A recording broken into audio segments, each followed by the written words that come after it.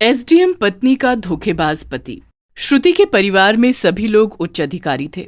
उसका भी सपना यही था कि वो भी कुछ बहुत बड़ा करे और अपने परिवार वालों का नाम रोशन करे।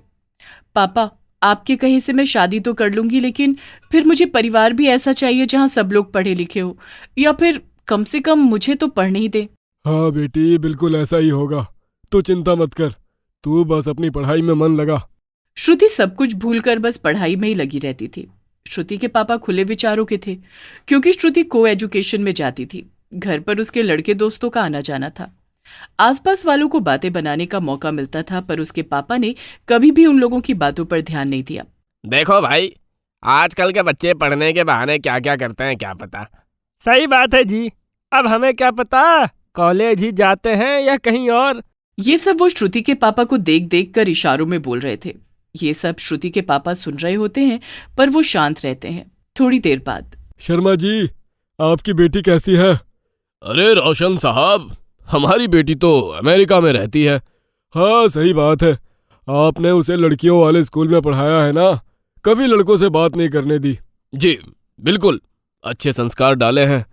हाँ, तभी शादी में सब लोग बात कर रहे थे कि लड़की ने शादी तो चुपचाप ही पहले कर ली है, ये सब बस दिखावा है। ये सुनते ही शर्मा जी सकपका से जाते हैं। अरे वो नहीं, बस अब वो कुछ आगे बोल नहीं पाते और वहां से चले जाते हैं। जल्द ही उनके पसंद का परिवार मिल भी जाता है। अरे भाई साहब, आपको तो सब बता ही दिया है, सभी ऊंचे पद पर हैं। श्रुति भी पढ़ लेगी और इसका जो मन चाहेगा वो करेगी। ऐसी बातें सुनकर रोशन के मन को शांति मिलती है कि उनकी बेटी इस घर में खुश रहेगी। बड़ी धूमधाम से श्रुति और कपिल की शादी हो जाती है।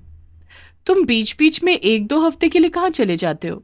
हाँ, वो बस कभी कभी जाना पड़ता है। शुरू के 1-2 महीने सब ठीक रहता है, फिर श्रुति के सारा दिन पढ़ने पर उसके ससुराल वालों को आपत्ति होने लगती है। बहू, अब ऐसा भी क्या पढ़ना हर समय, बहुएं थोड़ा काम तो करवाती ही हैं। पर माँ जी, आपने तो पापा से कहा था कि मैं जितना चाहे पढ़ सकती हूँ।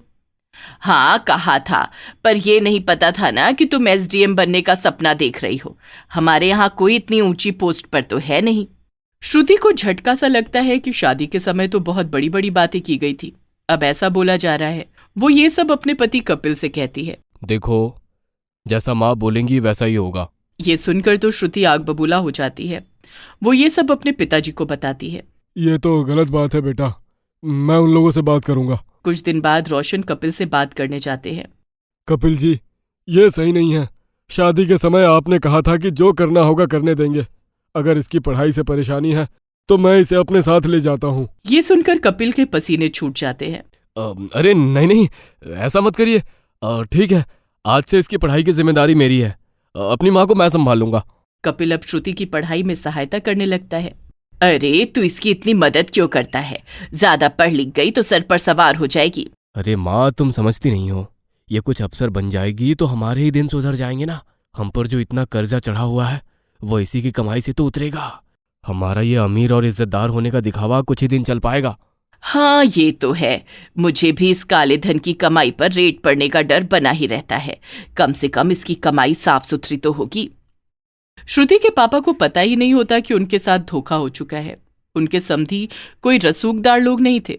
ये चीज श्रुति को भी खटकने लगी थी कि कपिल बार बार चला क्यों जाता है। कुछ समय ऐसे ही बीतता है और श्रुति परीक्षा पास करके एसडीएम बन ही जाती है। वो जल्द ही ऑफिस जाने लगती है। अब तो कपिल का बाहर आना जाना और भी बढ़ जाता है। ये कपिल का क्या चक्कर है, पता तो करना ही पड़ेगा। बार बार कहाँ जाते हैं और क्यों? श्रुति अपने एक जूनियर को कपिल के पीछे लगा देती है। वो एक दिन उसको सारी खबर देता है। मैडम, छोटा मुंह बड़ी बात, पर सर ने दूसरी शादी कर रखी है। वो अपनी बीवी और बच्चे से मिलने ही दूसरे शहर जाते हैं। ये सुनकर श्रुति के होश उड़ जाते हैं। वो कपिल से बात करती है। हाँ तो क्या करता, घर के खर्च उठाती है वो, मेरे सारे शौक उसी के पैसों से पूरे होते हैं। पर तुम्हारा खानदान तो अच्छा। कुछ नहीं है, सब पर कोई ना कोई केस चल रहा है। ये सुनकर श्रुति 1 मिनट भी वहां नहीं रुकती और अपने पापा को सब बताती है। ये धोखा है, इन पर केस बनता है। श्रुति अपने पापा के घर रहने लगती है और वो लोग कपिल पर धोखाधड़ी का केस कर देते हैं। ये सब देखकर कपिल आग बबूला हो जाता है। मुझ पर केस करोगे तुम लोग? मैंने किया क्या है? अपने घर पर रखकर पढ़ा रहा हूं। ये सब वो श्रुति के घर के बाहर खड़े होकर चिल्ला रहा था। कपिल, अंदर आओ, घर की बात घर में ही रहने दो। क्यों? अब क्या हुआ? कौन सी घर की बात? पता लगने दो ना कि मैं पढ़वा रहा हूं तुम्हें, तुम्हारा बाप नहीं। जब केस किया है तो सबको सब पता लगने दो। ये सुनकर श्रुति 2 मिनट चुप रहती है, फिर अंदर जाकर उसकी और उसकी दूसरी पत्नी और बच्चे की तस्वीरें उसके सामने लाकर रख देती है। ये देखकर वो थोड़ा चुप होता है, तस्वीरें छुपाने लगता है। क्यों? अब क्या हुआ? आने दो हर बात सामने। शादीशुदा होते हुए भी तुमने मुझसे शादी की, सब कुछ छुपाया। और हाँ, ये जो बार बार तुम दूसरे शहर जाते हो ना अपनी काली करतूतों के सबूत मिटाने, वो भी पता है मुझे। क्या? क्या? कौन सी काली करतूतें? ये जो तुम्हारा पूरा खानदान रिश्वत लेता है ना, वो कागज, जो घपले किए हैं ना तुमने, वो कागज। ये सब सुनकर वो भाग खड़ा होता है। अपने खानदान की पोल खुलते ही वो आग बबूला हो जाता है। घर पर माँ, इसके खिलाफ और सबूत लाने पड़ेंगे, ये ऐसे नहीं मानेगी। हाँ, लाने तो पड़ेंगे। ये वापस नहीं आई तो हमारा खर्चा कैसे चलेगा? मैंने सुना है इसके यहाँ लड़कों का आना जाना था। तू वो वाली बात का बतंगड़ बनाना। अरे हाँ, ये करते हैं। अब कपिल उसके खिलाफ एक्स्ट्रा मैरिटल अफेयर का केस कर देता है। वो फिर उसके घर के बाहर जाकर चिल्लाने लगता है। बाहर आ जरा। ओ एसडीएम साहिबा, मुझे धोखेबाज बोल रही थी ना तुम? तुम्हारे चक्कर बताऊं सबको? अरे कौन से चक्कर? हाँ, जो इसके घर इतने लड़के आते थे, उनका क्या? हाँ, आप बताइए ना, उनका क्या? दोस्त थे सब अभी तक। और हाँ, सब उच्च अधिकारी हैं, तमीजदार लोग हैं। और मुझे पता था तुम जैसे लोग ये बात जरूर उठाएंगे। मैंने उनको पहले ही बुला लिया है, जब बुलाओगे सब कोर्ट आ जाएंगे। कपिल को समझ आ जाता है कि उसके पास असल में कोई पक्का सबूत नहीं है। वो चिल्ला चिल्ला कर चला जाता है घर पर। माँ, देखा जाए तो हमारे पास कोई सबूत नहीं है और उसके पास मेरे खिलाफ बहुत सबूत है। अगर इससे बचना है तो इसको मनाना पड़ेगा, वरना ये सारे सबूत कहीं पुलिस को ना दे दे। हाँ, सही कह रहा है तू। एक काम कर, सुलह करके दे। कपिल श्रुति के घर सुलह करने जाता है। सुलह? और तुमसे? तुम जैसे धोखेबाज आदमी से? कभी नहीं। तुमने घर की बात सरेआम करके अपना नुकसान किया है। हम घर में बैठकर इस बारे में शांति से बात कर सकते थे, पर अब मैं कभी वापस नहीं आऊंगी। श्रुति उसके साथ लौटने से साफ इनकार कर देती है और उनके जितने भी घपले होते हैं सबके सामने आ जाते हैं। काली बहू के सुनहरे बाल। रिया नाम की एक काली सांवरी लड़की रसोई में खड़ी खाना बना रही थी। रिया के बाल उसके घुटने इतने लंबे थे। तभी अचानक रिया के पीछे धीरे से कोई आता है और झट से रिया के बालों पर एक खतरनाक केमिकल फेंक कर वहां से भाग जाता है। रिया के बाल उस केमिकल के कारण जलने लगते हैं। रिया दर्द के मारे चिल्लाने लगती है। आह, आह मेरे बाल, माँ, आह। रिया का सर बुरी तरह से जलने लगता है। वो जोर जोर से चिल्लाने लगती है, पर कोई भी रिया की मदद के लिए वहां नहीं आता और आखिरकार दर्द के मारे तड़प तड़प कर रिया वहीं रसोई में बेहोश हो जाती है। तभी रसोई के बाहर से काली रजाई ओढ़े कोई रिया को देख रहा था। आखिर कौन है इस काली रजाई के अंदर? क्यों उसने रिया के बालों पर इतना खतरनाक केमिकल डाला? और रिया कौन है? तो इस बात को जानने के लिए हम चलते हैं इस कहानी के पिछले मोड़ पर। रमेश से शादी करके रिया अपने ससुराल चली आती है। रिया का रंग बहुत ही काला सांवला था, पर उसके सर के बाल, उसके घुटने इतने लंबे, घने और सुनहरे थे। रिया के ससुराल में उसके सास ससुर सुरेखा, कुलदीप और जेठानी जेठ कोमल और अजय थे। कोमल बहुत ही गोरी और खूबसूरत थी, पर उसके सर के बाल बहुत छोटे थे। रिया का घर प्रवेश होने से पहले क्या देवर जी, आप जिस टिक से घर से गए थे, मुझे तो लगा आप कोई चांद जैसी खूबसूरत लड़की से शादी करेंगे, पर आपने तो इस काली कलौटी से शादी कर ली। भाभी, जुबान संभाल कर बात कीजिए। रिया मेरी पत्नी है। देवर जी, मैं तो अपनी जुबान बंद कर दूंगी, पर गांव वालों की जुबान कैसे बंद करोगे? आस पड़ोस वाले, बिरादरी वाले जब इस काली रिया को इस घर की बहू के रूप में देखेंगे तो सब हमारा कितना मजाक बनाएंगे, कितनी बातें करेंगे कि देखो इतने अमीर घर के लड़के ने ऐसी रास्ते की सड़क छाप गरीब काली लड़की से शादी कर ली। भाभी! चिल्ला मत रमेश, तुम्हारी भाभी का कहा हर एक शब्द सही है।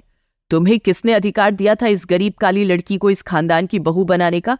सारे समाज में हमारा सर शर्म से झुका दिया तुमने। बस करिए सब, अब जो होना था हो गया।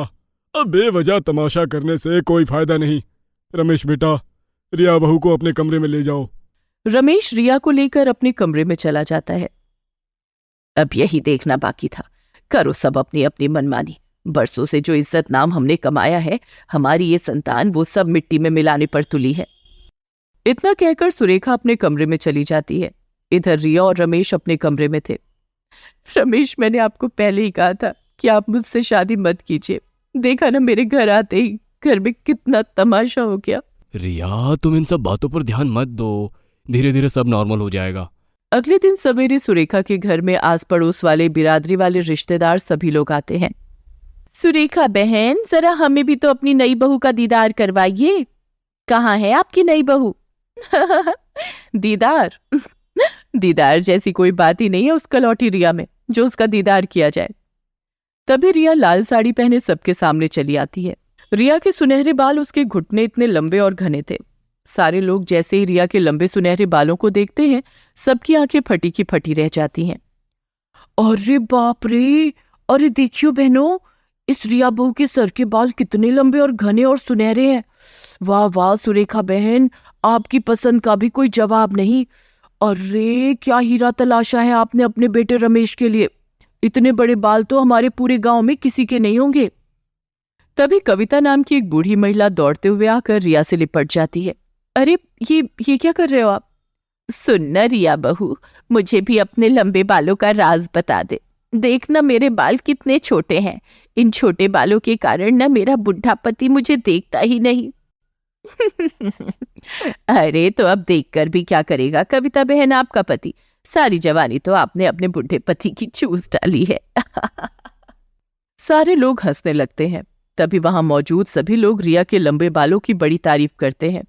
सब रिया के साथ अपने मोबाइल में सेल्फी लेने लगते हैं। रिया की इतनी तारीफ सुनकर सुरेखा, कुलदीप बहुत खुश हो जाते हैं और कोमल की देखकर दंग रह जाती है। उसे तो कुछ समझ ही नहीं आ रहा था कि ये सब क्या हो रहा है। ये सब क्या हो रहा है? मुझे तो लगा इस काली रिया को लेकर यहाँ तमाशा देखने को मिलेगा, लोगों की कड़वी बातें सुनने को मिलेंगी, पर ये तो उल्टा ही हो गया। रिया बहू, जरा अपने हाथों से कुछ मीठा तो खिला दे, हम भी तो देखें बालों के साथ साथ और भी गुण है या नहीं तुम में।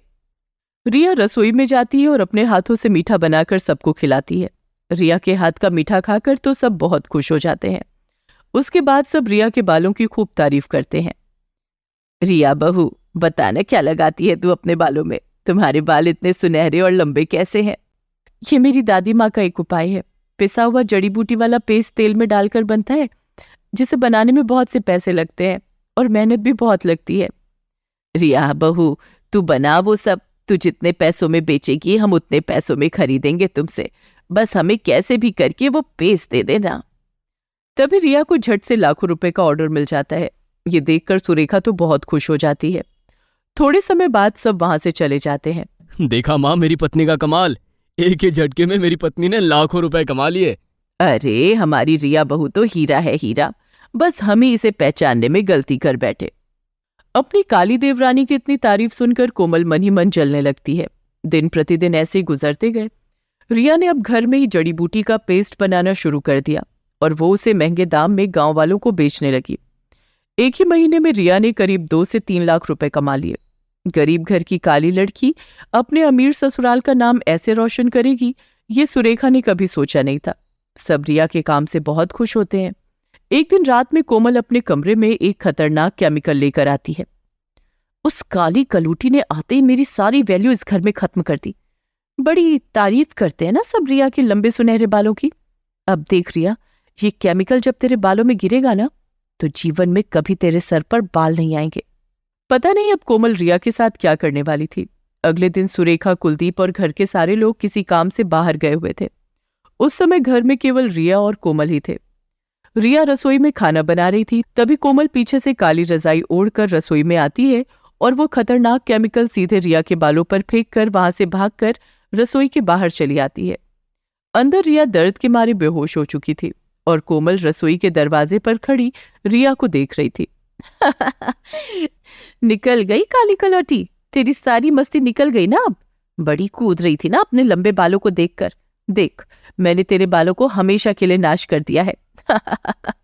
अचानक पीछे से सुरेखा के चिल्लाने की आवाज आती है।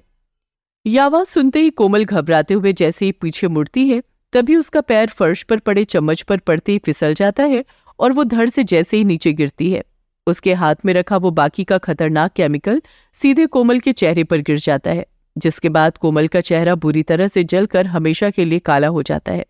जैसे तैसे सब रिया और कोमल को हॉस्पिटल लेकर आते हैं, जहां दोनों का इलाज हो जाता है। रिया का सर पूरा टकला हो जाता है और कोमल का चेहरा हमेशा के लिए पूरा काला हो जाता है। ये देखकर कोमल बहुत रोने लगती है। देख कोमल बहू, अरे रिया बहू के सर पर पेस्ट लगाने से फिर भी उसके बाल बड़े हो जाएंगे, पर तेरा क्या, तेरा तो पूरा चेहरा ही हमेशा के लिए काला हो गया ना। इसीलिए कहते हैं कभी किसी के साथ बुरा नहीं करना चाहिए, क्योंकि उसका उल्टा परिणाम उल्टा हम पर ही आता है। उसके बाद कोमल जीवन भर अपनी गलती पर रोने लगी और कुछ ही महीनों में रिया के सर के बाल बढ़ने लग गए। इसीलिए कहते हैं कभी किसी के साथ कुछ बुरा नहीं करना चाहिए, क्योंकि उसका अंजाम बहुत ही बुरा होता है।